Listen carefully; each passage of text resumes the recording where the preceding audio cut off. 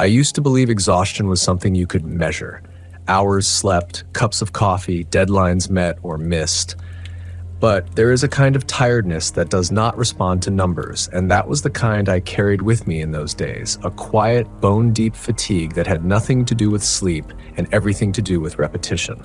My life, if it could be called that, had narrowed into a corridor of glass and fluorescent light. I worked in an office outside Houston, one of those low-slung buildings that tried to look modern by pretending it had no history. The walls were white in a way that felt aggressive, the lighting tuned to a frequency that made time feel artificial. My job involved data, streams of it, endless and abstract. Numbers passed through my hands all day long, and none of them ever stayed. Nothing I did seemed to leave a mark. I would complete a task, send it off, and feel it vanish from my mind as if it had never existed. People spoke to me, but I rarely heard them. Conversations felt like rehearsals for something more real that never arrived. I smiled when expected. I nodded. I laughed at the appropriate moments. Inside, there was a growing sense that I was watching myself perform a role I had never auditioned for. At night, when I lay in bed staring at the ceiling fan as it carved slow circles in the dark, I would try to remember what I had done that day. Often I could not. The city itself seemed to conspire in this erasure. Traffic hummed like an enormous, indifferent organism. Billboards promised reinvention, fulfillment, escape, always for a price, always just out of reach. Even silence felt engineered. There was no true dark, no true quiet. The sky glowed faintly orange at all hours, as if the sun had never fully agreed to leave. I began to feel as though I was dissolving, not dramatically, not all at once, just a gradual thinning, like paper worn soft by too many hands. The moment that finally broke me was not a crisis. There was no argument, no firing, no sudden loss. It was a Tuesday. I remember because the cafeteria served chicken fried steak on Tuesdays, and the gravy was always too thin. I was standing in line, staring at the steam table, when I realized that if I stayed on this path, nothing would ever interrupt the pattern. I would age in increments too small to notice. My life would conclude without ever having demanded my full attention. That thought lodged itself in me like a splinter. That night, instead of turning on the television, I opened my laptop and began searching for work I could not do on autopilot. Jobs that required presence. Jobs that demanded you show up with your body, not just your mind. I did not know exactly what I was looking for, only what I was trying to escape. Farms, remote caretaking positions, overnight security, lighthouse assistance on distant coasts. The further removed from the city, the better. I found myself lingering on listings that mentioned isolation, harsh conditions, odd hours. Words that would have frightened me once now felt like promises. That was when I saw it. The posting was plain, almost aggressively so. No stock photos, no inspirational language, just a few lines of text on a regional job board. Overnight attendant needed. Rural gas station, West Texas. Graveyard shift. Housing available. Must be able to follow rules. There was something about that last line that caught me. It was not emphasized. No bullet points followed. Just the statement hanging there, unelaborated. I reread it several times, waiting for unease to bloom. Instead, I felt an unexpected calm. Rules at least suggested structure, boundaries, a way to know where you stood. I clicked through to the details. The station was located off a state highway I had never driven, somewhere between towns small enough that they barely registered as names.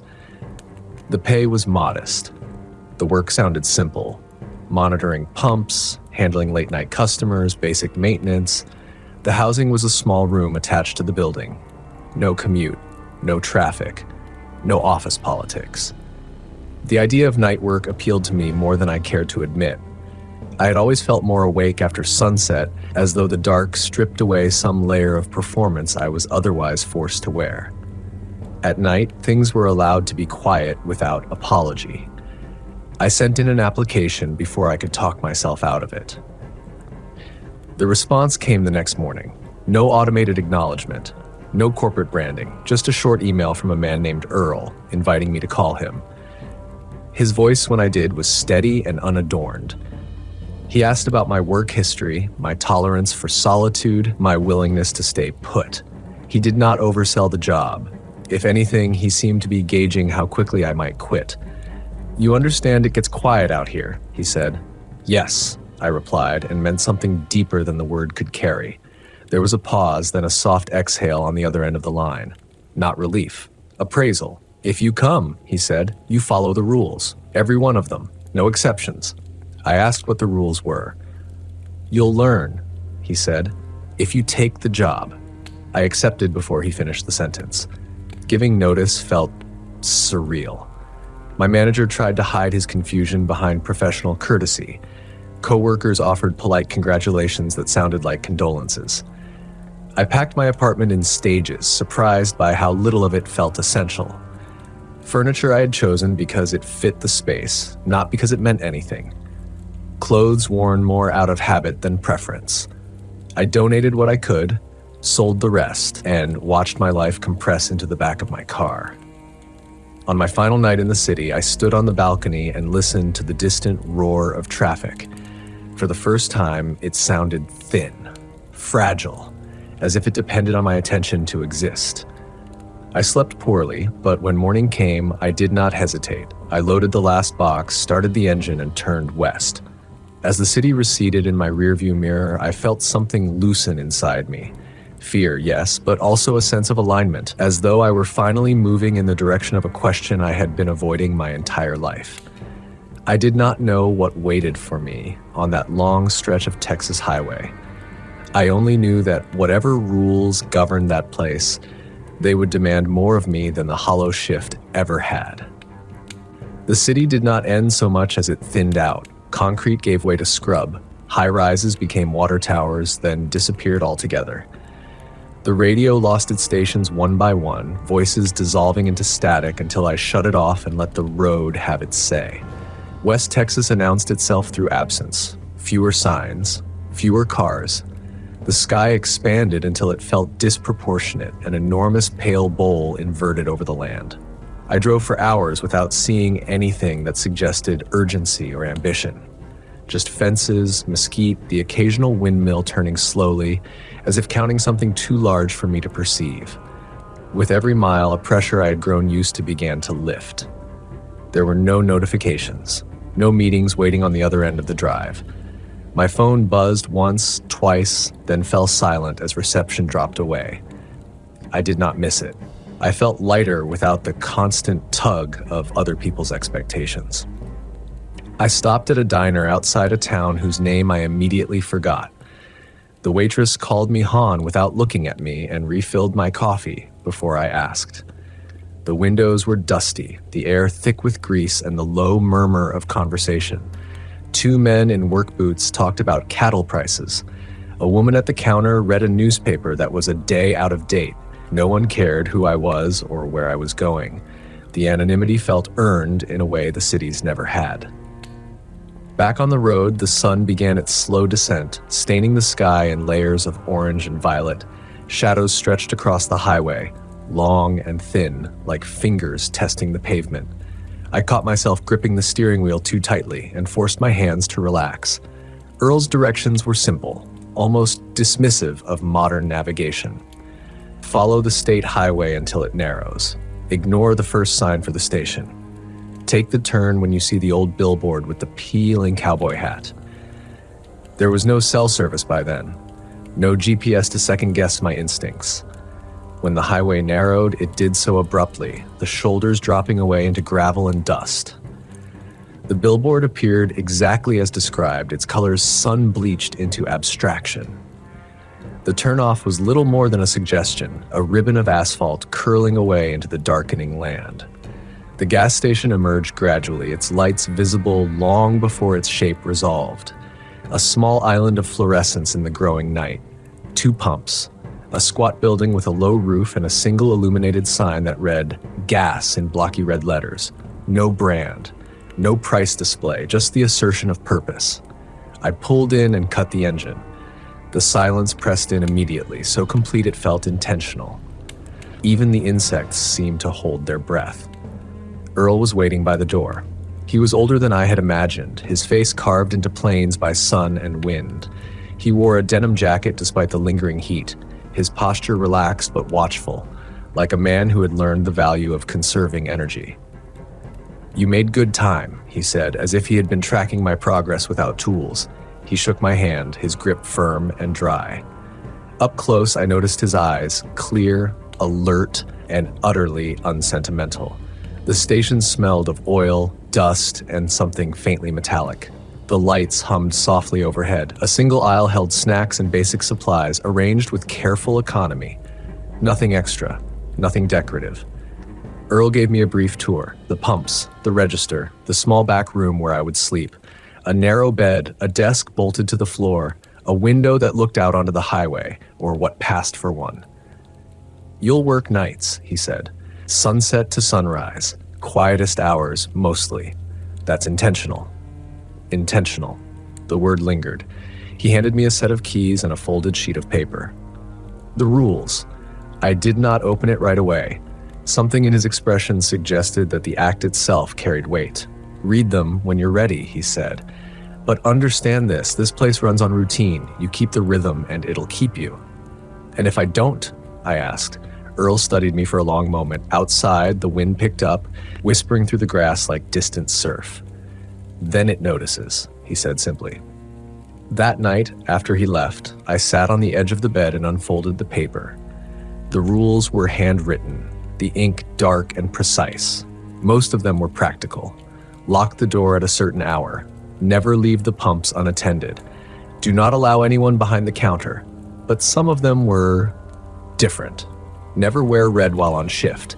If someone asks for directions to a town that isn't on your map, tell them the road is closed. If you hear knocking after midnight and no one is visible, do not answer.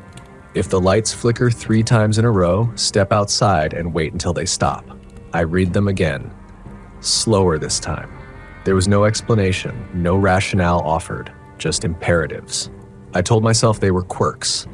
Local superstitions dressed up as policy. Every isolated place had its folklore, its ways of keeping newcomers in line.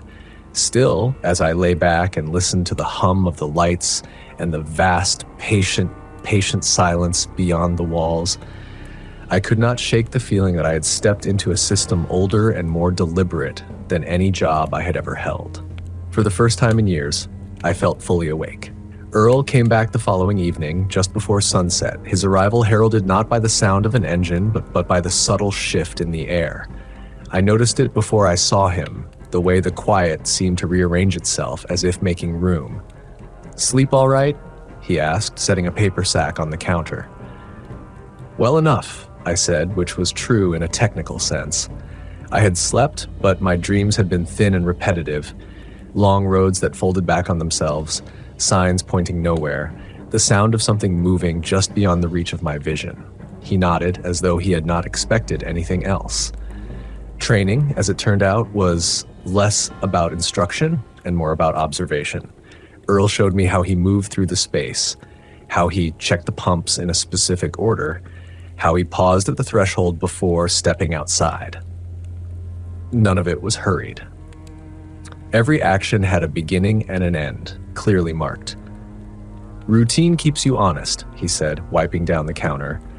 "Out here, it's easy to drift." We worked in near silence, broken only by the occasional passing car and the low murmur of the wind. The sun slid toward the horizon, stretching the station's shadow until it seemed to reach for the road. I asked him how long he had worked there. "Long enough," he said. "Longer than most." "And before that?" He shrugged. "Other stations. Other roads." It was the kind of answer that discouraged follow-up, and I let it rest. Instead, I watched him interact with the customers who stopped by in those twilight hours. Truckers, mostly. A family headed somewhere else. A man in a dusty pickup who bought a single bottle of water and left without making eye contact. Earl treated them all the same, polite, efficient, distant. He never lingered, never asked questions. As darkness settled, the station's lights took on a harsher quality, carving the world into stark zones of illumination and shadow. Beyond the reach of the fluorescence, the land dissolved into an indistinct mass, its contours suggested only by the movement of the wind through the grass. This is when you start paying attention, Earl said quietly. To what? I asked. To the rhythm, he replied. The place has one. You learn it or you fight it. Fighting never ends well. He handed me the keys to the register and stepped back, folding his arms. Your turn. The hours passed slowly at first. I checked the pumps, counted the till, wiped down surfaces that were already clean. With each repetition, a strange calm settled over me. The work demanded just enough focus to keep my mind from wandering, but not so much that it exhausted me. Somewhere after midnight, a car pulled in without headlights. I noticed it only because the darkness at the edge of the light shifted, condensing into a shape that did not reflect the station's glow. My hand froze on the counter. Earl was at my side in an instant. Stay where you are, he said. The car idled by the pump, its engine a low, uneven murmur. The driver did not get out, did not turn on the lights. What do I do? I whispered. Nothing, Earl said. Not yet.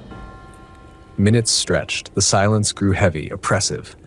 I became acutely aware of my own breathing, the way my heart thudded in my ears. Finally, the car rolled forward and disappeared back into the dark as soundlessly as it had arrived. Earl exhaled. Good, he said. You didn't break rhythm. What was that? I asked. He met my gaze. For a moment, I thought he might tell me. Instead, he shook his head. You don't need names, he said. You need habits. Later, when the sky began to pale at the edges, Earl gathered his things. He paused at the door, one hand resting on the frame. You're doing fine, he said. Better than most, your first night. Because I didn't panic? I asked. Because you listened, he corrected. Remember that. After he left, I stood alone in the quiet station, the rules folded in my pocket like a talisman. I felt a subtle shift inside me, a reorientation. The weary detachment I had carried for so long was giving way to something sharper, more attentive. Whatever this place was, it demanded presence, and for the first time in years, I was ready to give it exactly that. By the end of my first week, the station had begun to teach me how to exist within it, not through instruction, but through repetition. The nights unfolded with a measured predictability that was oddly reassuring. Sunset, the brief, busy hour when travelers still clung to the day, then the long stretch of dark where time seemed to slow and spread thin. I learned the sound of the pumps when they were working properly, a steady mechanical breathing that blended into the background. I learned the way the lights hummed when the air was still, and how the pitch changed when the wind picked up. I learned which shelves gathered dust fastest and which corners of the floor caught debris, no matter how often I swept. More importantly, I learned the shape of the silence. It was not empty. It had texture, density. Sometimes it pressed close, intimate, as if the night were listening. Other times it receded, leaving me with the unsettling sense of being exposed. On those nights, I found myself standing a little closer to the building, reluctant to step too far beyond the reach of the lights. I followed the rules with care. I left my red flannel packed away, opting instead for muted colors that blended into the station's palette of grays and off-whites.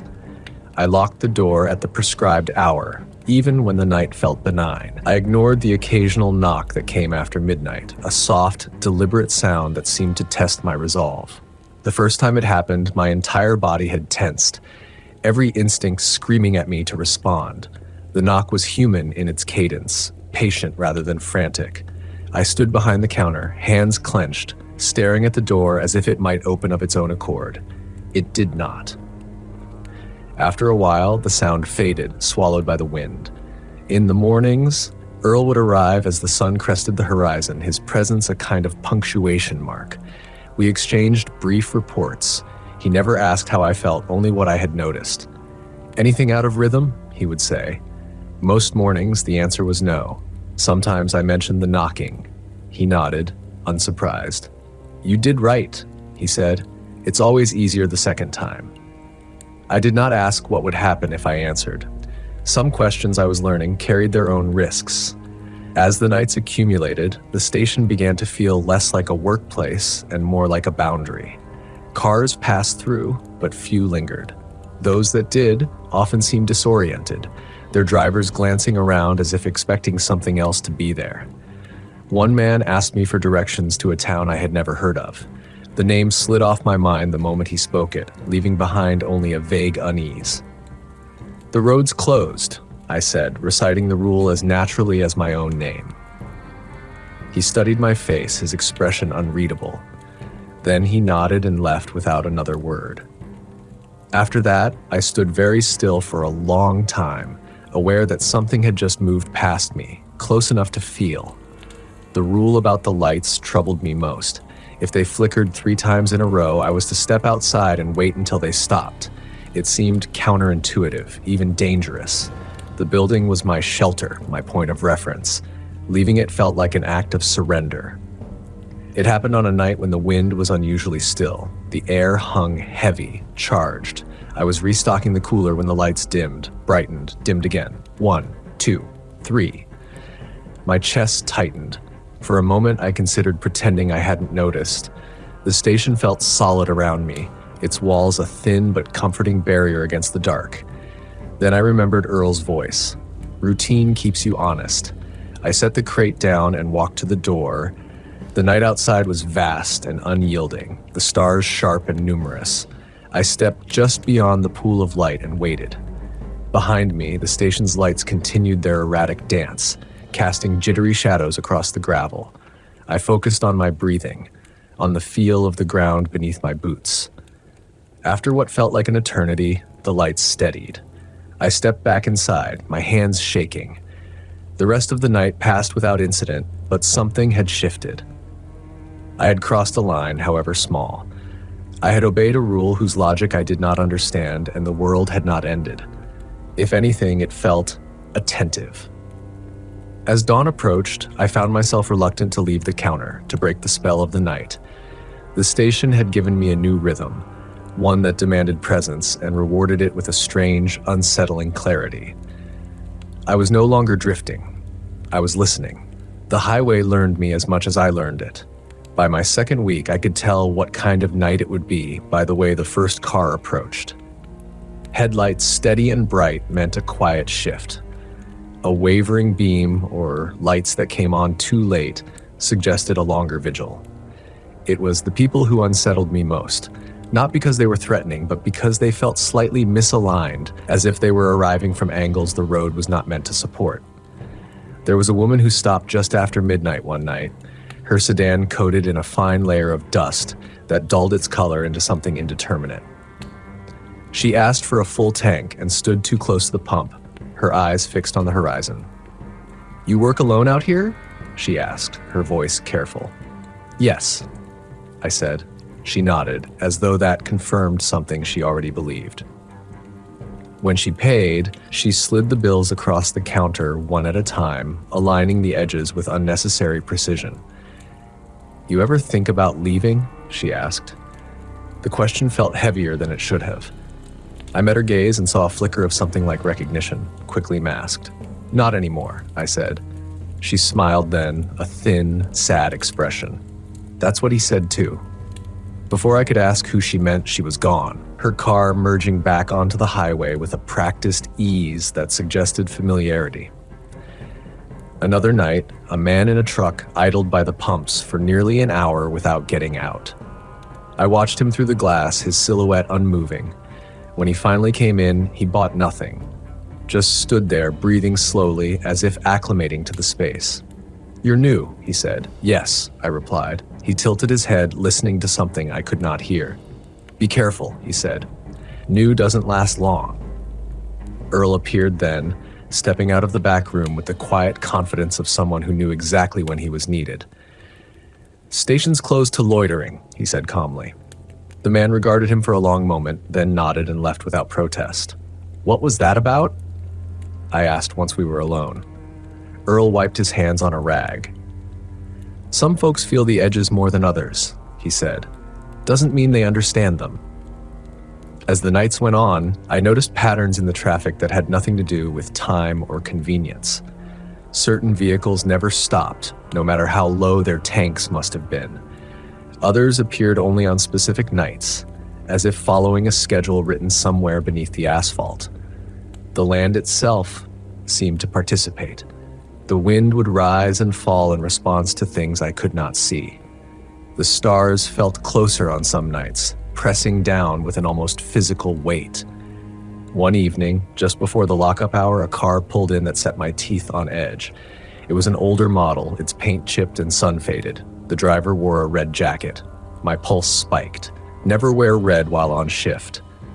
The rule did not specify customers, but the color seemed to radiate wrongness, a visual discord that made my eyes ache. He stepped inside, the red stark against the station's muted interior. For a moment, the lights flickered once, just once, and steadied. "What can I get you?" I asked, keeping my voice level. "Directions," he said. His smile was too wide, his gaze unfocused. "Looking for a place just off this road." "Which place?" I asked, though I already knew the answer would not help me. He named a town that did not exist, the syllables sliding away as soon as they were spoken. "The road's closed," I said. His smile faltered. The red of his jacket seemed to darken, absorbing the light. "That's a shame," he said. "It's always been open before." Earl was at my side again, silent and solid. "Time to go," Earl said. The man looked between us, his expression calculating. For a heartbeat, I thought he might argue. Then he shrugged and left, the bell above the door chiming softly in his wake. Afterward, I stood shaking, adrenaline buzzing under my skin. "You handled it," Earl said. "That's what matters." "What happens if I don't?" I asked. Earl met my eyes, his gaze steady. "Then the highway keeps what it brings." That night, as I locked the door and settled into the long watch, I understood something fundamental. The station was not just a job, it was a filter, a threshold, and I was beginning to grasp the cost of standing in its way. There is always one rule that settles deeper than the others, the kind that stops feeling like instruction and starts feeling like instinct. For me, it was the rule about red. At first, I treated it as symbolic, some inherited superstition, a color singled out by chance and preserved by repetition. But the more nights I worked, the more I noticed how the world reacted to that color, how it seemed to strain against the station's boundaries. Red drew attention. Not human attention. Something older, less discriminating. Earl never wore it. Neither did I. The shelves held no products in red packaging near the counter. Even the warning labels seemed faded, their hues leached by time or deliberate choice. One morning, after a particularly quiet shift, I asked Earl about it. We stood outside as the sun rose, painting the sky in colors that edged dangerously close to forbidden. "Why red?" I asked. He did not answer right away. He watched the horizon, his expression thoughtful. "Because it reminds them," he said finally. "Of what?" "That there's still blood in the world," he said. "That things still break, still die." I waited for more. None came. Later that week, I found myself thinking about the rule everyone followed without question, the one Earl had never needed to write down. Do not acknowledge what you cannot name. It wasn't on the paper. It didn't need to be. The station itself enforced it, rewarding those who complied with quiet nights and punishing those who lingered too long on the wrong details. I tested this understanding cautiously, the way you probe a sore tooth with your tongue. When something felt wrong, a sound that didn't belong, a shadow that moved against the logic of the light, I did not stare. I did not comment. I noted it, filed it away, and returned to my routine. The effect was immediate. The night smoothed out, the tension eased. Earl noticed. "You're settling," he said one morning. "That's good." "How do you know when it's too much?" I asked. "When noticing turns into inviting?" He smiled, a thin, humorless line. "You don't," he said. "That's why we keep the rules simple." The station I was learning did not want understanding. It wanted compliance. The logic behind the rules was less important than the act of following them, of demonstrating respect for a system that did not care whether I believed in it. One night, the lights flickered twice and stopped. I froze, counting in my head, waiting for the third pulse that would send me outside. It never came. Instead, there was a sound at the far edge of the lot, a dragging noise, slow and deliberate. I kept my eyes on the register, my hands steady. The sound circled the building once, then receded. In the morning, I found marks in the gravel, shallow furrows that suggested something heavy had passed through. Earl studied them, his expression unreadable. "It's testing," he said. "What is?" "The station," he replied. "And you." That was when I understood the true shape of my role. I was not here to confront the unknown. I was here to be predictable, to become part of the station's rhythm so completely that whatever watched from beyond the light would lose interest. The realization should have frightened me. Instead, it brought a strange peace. For the first time in my life, I knew exactly what was expected of me. The sound began as a mistake. That was my first thought when I heard it. A brief misalignment between expectation and reality. A noise placed where no noise should be. I was counting the till, the numbers steady beneath my fingers, when something moved beyond the pumps. Not footsteps, not wind. Something slower, more deliberate, as if the night itself were shifting its weight. I did not look up. This was not bravery. It was discipline. The sound came again, a low scrape that vibrated faintly through the concrete. It reminded me of stone dragged across stone, or metal teeth worrying at the edge of something they could not quite penetrate. My skin prickled, every instinct urging me to identify the threat, to give it shape. Do not acknowledge what you cannot name. I finished counting the register, closed the drawer. The sound paused as if listening. That was when I realized it had a rhythm. Not random, not exploratory. It moved in measured intervals, circling the station the way the dragging sound had on the night Earl called it testing. Only this time it was closer. More confident.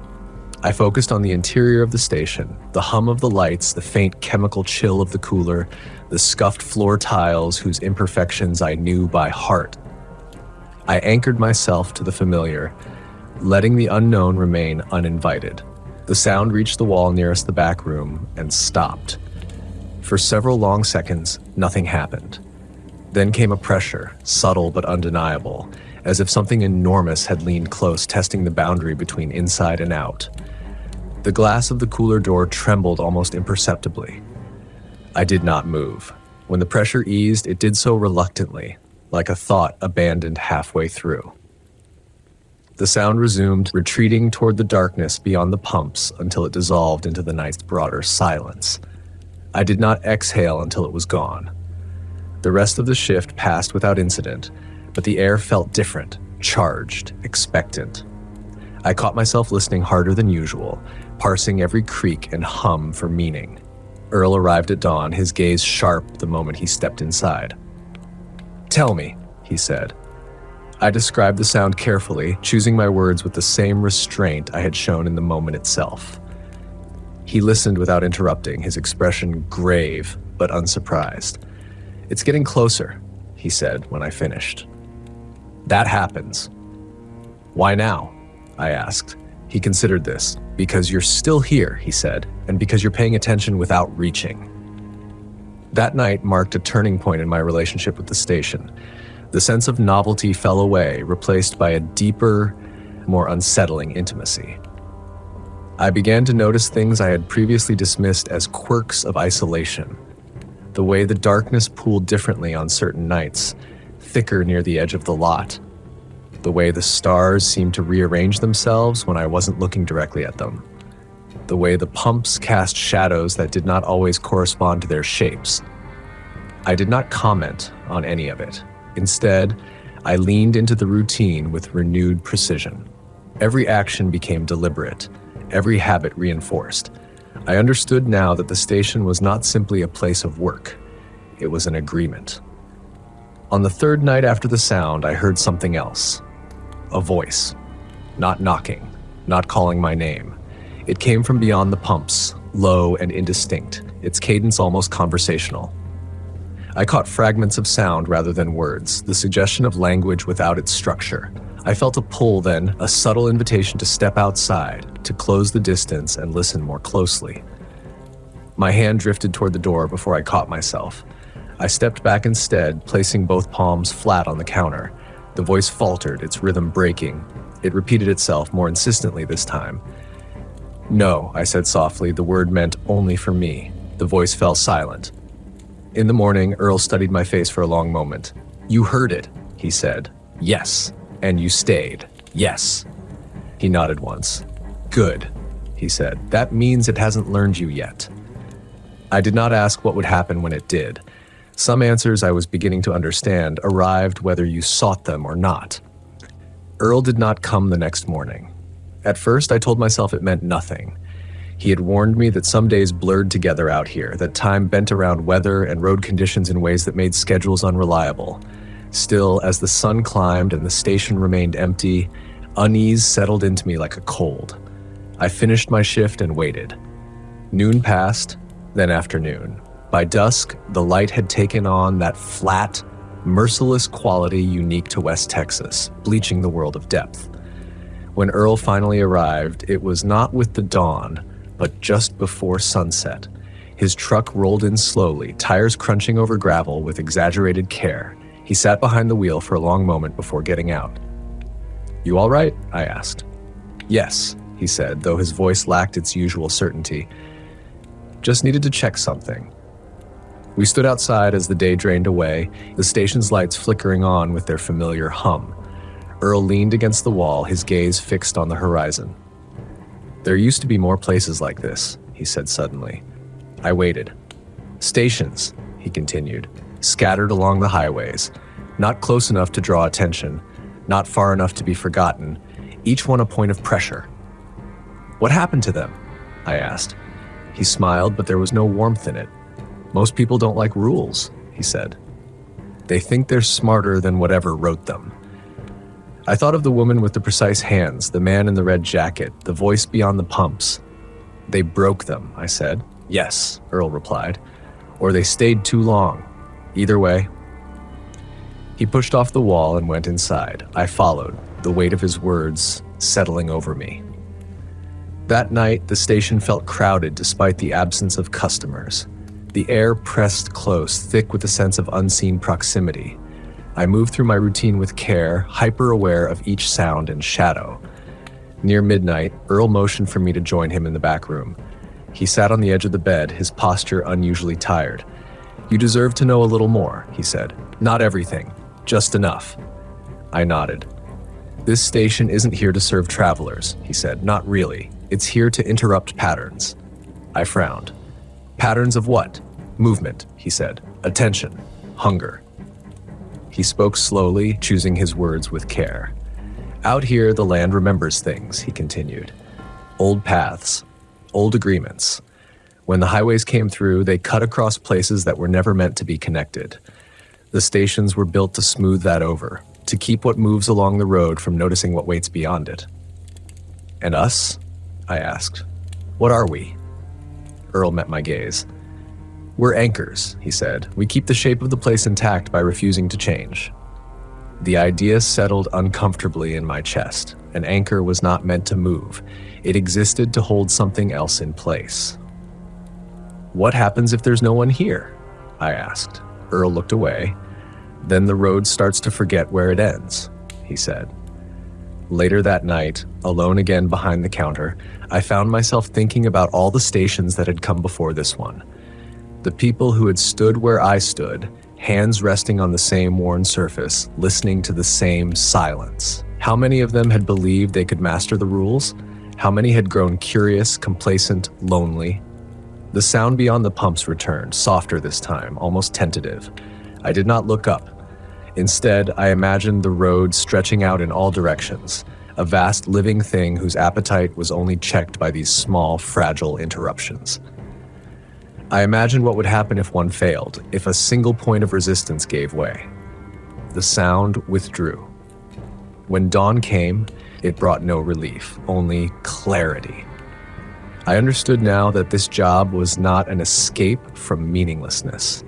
It was a confrontation with it, a demand that I choose whether to be present fully and without illusion, or to drift until something else chose for me.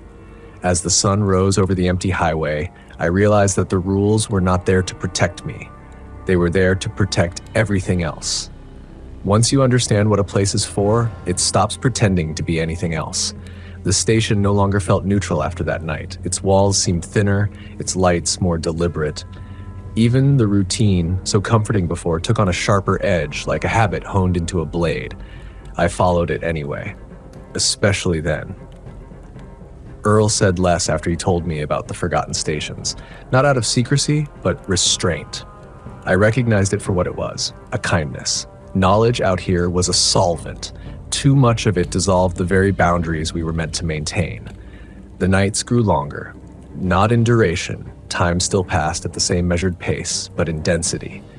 Each hour felt weighted, full of listening. I found myself increasingly aware of my own interior noise, memories surfacing unbidden, old conversations replaying themselves in the quiet. This, I realized, was the real danger. Solitude had been what I wanted. Loneliness was something else entirely. The highway brought fewer cars now. When they did come, they felt cautious, as if approaching a wary animal. Drivers avoided my eyes. Their questions, when they spoke at all, were clipped and practical. Gas, water, nothing more. One man lingered longer than the others. He stood just inside the door, hands shoved deep into his pockets, his gaze roaming the ceiling as if searching for cracks. "You hear it too, don't you?" he said suddenly. My spine stiffened. "Hear what?" He smiled faintly. "The waiting." Before I could respond, the lights flickered once. Not twice, not 3 times. Once. Earl appeared beside me as if summoned by the moment itself. "Time to move on," he said, his voice calm but unyielding. The man looked between us, then nodded. "Thought so," he said. "Just wanted to be sure." He left without another word. That night, after locking the door, I felt the weight of my isolation more acutely than ever before. There was no one to talk to, no one to confess to.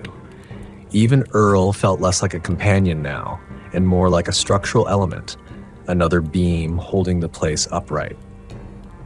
I wondered, not for the first time, how many of the forgotten stations had failed, not because someone broke a rule outright, but because they tried to ease the quiet, because they spoke when silence was required, because they answered something that should have remained unacknowledged. Sometime after 2 a.m, I caught my reflection in the glass of the cooler door. The fluorescent light washed my face pale, my features sharper than I remembered. I looked present, alert, but also reduced, pared down to essentials. Was that what the station wanted, or what it required? The voice returned that night, but not from outside. It came from the back room, not speaking, never that clear, but shaping itself out of the familiar sounds of the station. The hum of the lights modulated into something almost melodic. The click of cooling metal arranged itself into a rhythm that echoed thought. I stood very still behind the counter, heart pounding. This was new. This was closer than before. For the first time since arriving, I felt genuine fear, not of being taken, but of being understood. Loneliness has a way of opening doors you didn't know were there. I closed my eyes and focused on Earl's words. "We're anchors. We refuse to change." I adjusted the register tape, straightened a crooked display, performed small, grounding acts of maintenance that reaffirmed my role. The sounds lost coherence, dissolving back into mechanical noise. When the pressure lifted, I sagged against the counter, breath shallow and fast. In the morning, Earl noticed the tension in my shoulders. "It's starting to talk to you," he said, not unkindly. "Yes," I replied, "not with words." He nodded. "It never does. Words would mean agreement."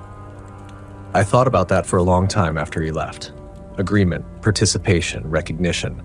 The rules were not just prohibitions, they were refusals. Each one a deliberate act of not engaging, of denying the unknown the one thing it needed most, witness.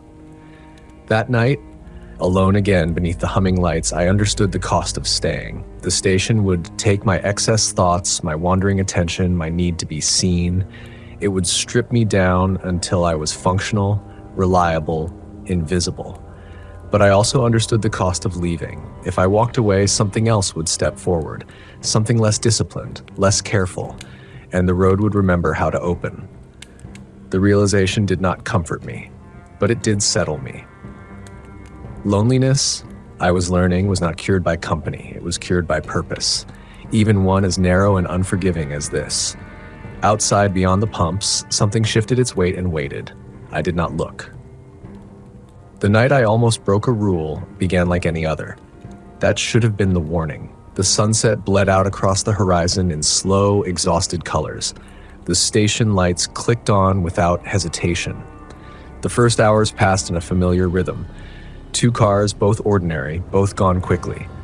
By midnight, the highway had settled into its deeper silence, the kind that felt deliberate rather than empty.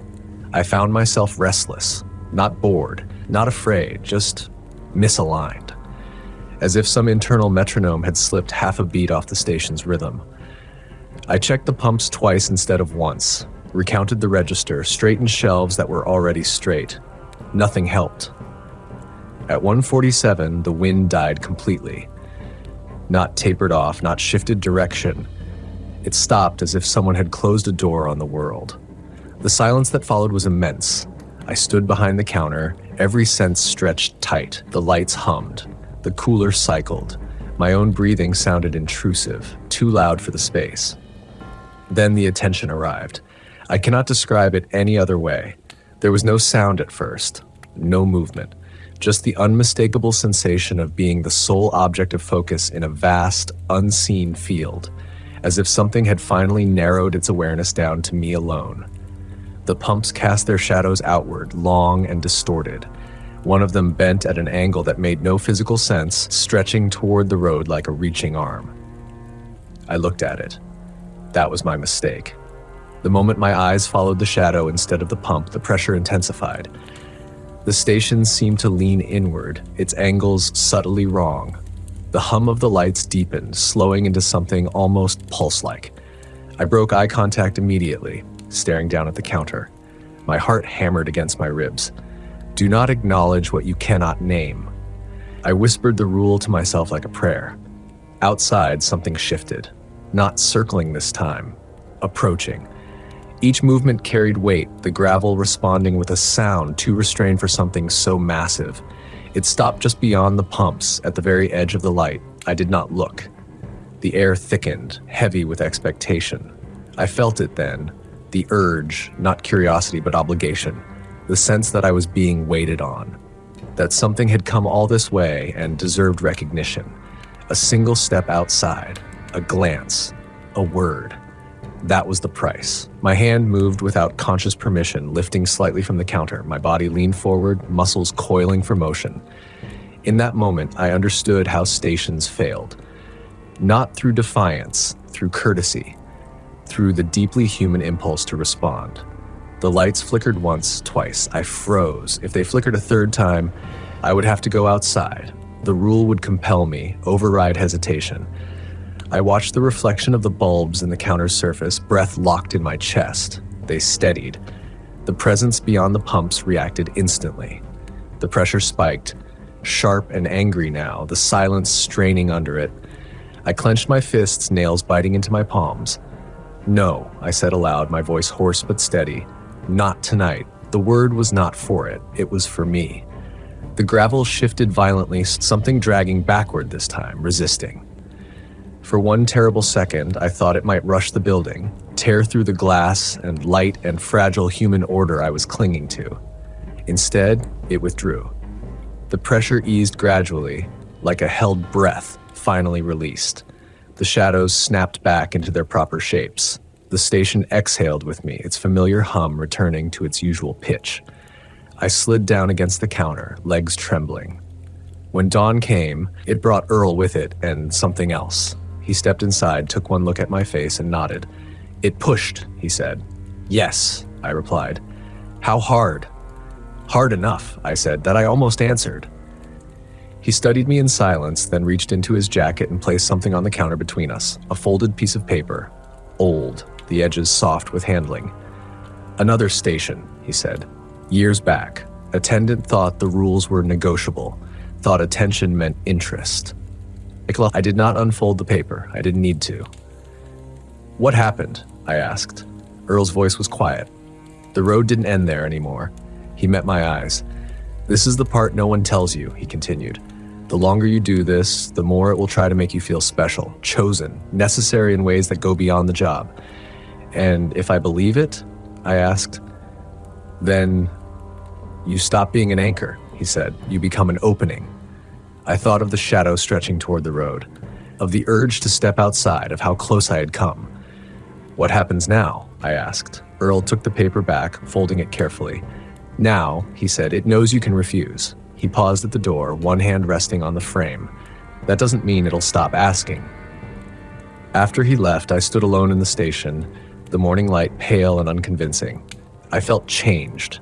Not stronger, exactly, but narrower, sharpened.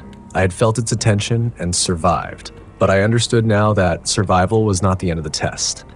It was only proof that I could be tested again. The choice that was always there. After the night it pushed, the station stopped pretending I was incidental. That was the only way I could frame it. The rules did not change. The routine did not shift. Earl still arrived at dawn, still asked what I noticed, still left before the sun fully committed to the sky. On the surface, everything remained intact. But beneath that surface, something had recalibrated. I felt it in the way the darkness pressed closer to the edge of the light, no longer tentative. In the way the highway fell silent for long stretches, as if withholding traffic deliberately. In the way my own thoughts no longer drifted freely but moved along familiar grooves, circling the same questions. How long can an anchor hold? How much pressure before it becomes a flaw? I began to dream less. When I did, the dreams were shallow, functional. Variations of the station rendered in abstraction. The pumps without hoses, the road folding back into itself. Earl standing at the edge of the light, his face indistinct, his voice carrying without words. One morning, after an especially empty night, I asked him the question that had been forming for weeks. "How did you start?" I said. Earl was quiet for a long time. "Same way you did," he said eventually. "Running from a life that felt hollow." "And before that, I pressed." He glanced at me, a faint warning in his eyes. Still, he continued. "There was someone before me," he said, "at this station. I waited. He lasted almost 20 years, Earl went on. Never broke a rule, never tested a boundary, did everything right." "What happened?" I asked. Earl looked past me, through the glass, toward the road. He started thinking about leaving. The words settled heavily between us. "Is that not allowed?" I asked. "It's allowed," Earl said. "It's inevitable." He turned back to me. "But the longer you stay, the more weight you carry. Leaving doesn't just remove you, it creates a sudden absence." I thought of the forgotten stations, of the road forgetting where it ended. "What happened to him?" I asked. Earl's voice was very steady. "He gave notice," he said, "packed his things, left at sunrise." And by midnight, Earl said, 3 rules were broken at once. Not by him, by the person who replaced him. The implication was clear, and "This place doesn't ease transitions," I said. "No," Earl agreed. "It endures them." That night, alone again beneath the lights, I stood at the threshold of the door longer than usual. The dark beyond the pumps felt closer than ever, almost intimate. Not hostile, not urgent, patient. For the first time, I understood that the choice had never been between staying and leaving. It had been between staying deliberately or drifting until the station decided for me. The pressure returned shortly before dawn, not aggressive this time, not testing. It settled over the lot like a fog, thick but gentle, insinuating rather than demanding. I felt it then, not an urge to step outside, but an invitation to think, to imagine myself as essential, singular, irreplaceable.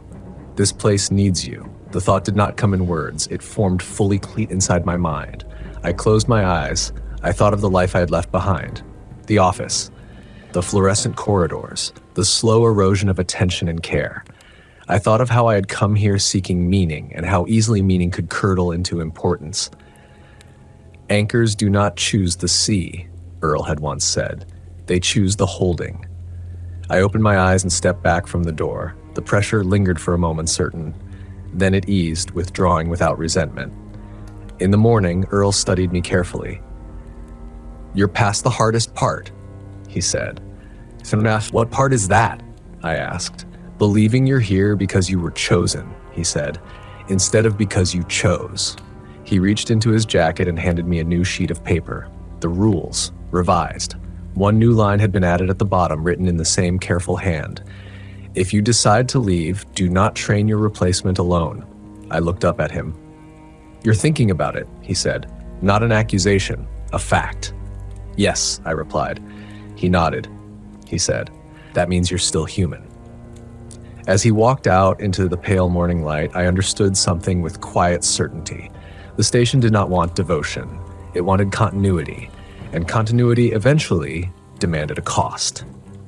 The last thing the station teaches you is patience, not the shallow kind, the kind that waits for relief or reward, but the deeper discipline of enduring without expectation, of holding a line not because you will be thanked for it, but because the alternative is worse in ways that cannot be easily named. I did not leave right away. That surprises people when I try to explain it, which I almost never do.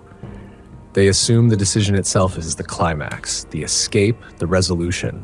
They do not understand that choosing to leave and actually leaving are separated by a long, deliberate interval in which you must continue to hold your post as if nothing has changed. The station notices intention. So I stayed. Weeks passed, then months. Earl and I worked in tandem more often, our shifts overlapping just enough to ensure continuity. We spoke less and less. There was no need. The work filled the space words once occupied. The pressure never stopped. It simply adjusted. Some nights the darkness pressed close, curious but restrained.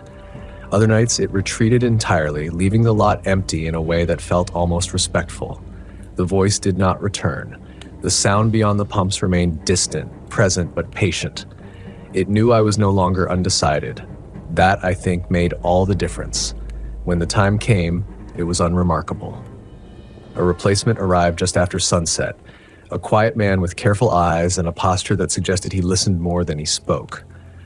Earl handled the training. I stayed out of it entirely, per the rule. I watched from the counter, seeing myself reflected in the newcomer's tentative movements, his cautious respect for the space. The station accepted him. Not fully. Not yet. But enough. My last night on shift was quiet. No flickering lights, no knocks, no attention. The highway passed me by without comment, as if already adjusting its expectations. Just before dawn, I stood outside the building for the final time, just beyond the reach of the lights. The air was cool, the sky beginning its slow transformation from black to gray. The road stretched away in both directions, perfectly ordinary. For a moment, just a moment, I felt the weight of what I was leaving behind. Not fear, not regret, responsibility. Then it eased. I handed in my keys. Packed my car. Earl shook my hand without ceremony. "Don't romanticize it," he said. "That's how it gets you back." "I won't," I replied, and I meant it. I drove east as the sun rose, the station shrinking in my rearview mirror until it was nothing more than a glint of light swallowed by distance. The road behaved itself. The sky widened. The world resumed its familiar scale. I did not feel hollow. I did not feel whole either. What I felt was precise. I carry the rules with me still, not written down, not recited, but internalized. I follow them in quieter ways now. I do not answer every call. I do not look too long at things that strain to be noticed. I respect boundaries, even when curiosity urges otherwise. Sometimes late at night, when the world grows still enough, I think of that place, the hum of the lights, the way the dark waited without malice. The understanding that meaning is not something you extract from the unknown, but something you preserve by knowing when not to engage. The station is still there. It always will be. Because there will always be roads that cut too close to old things. Always be nights when the silence listens back. Always be someone willing to stand under fluorescent lights and refuse the invitation to step beyond them. I was one of them. For a while, that was enough.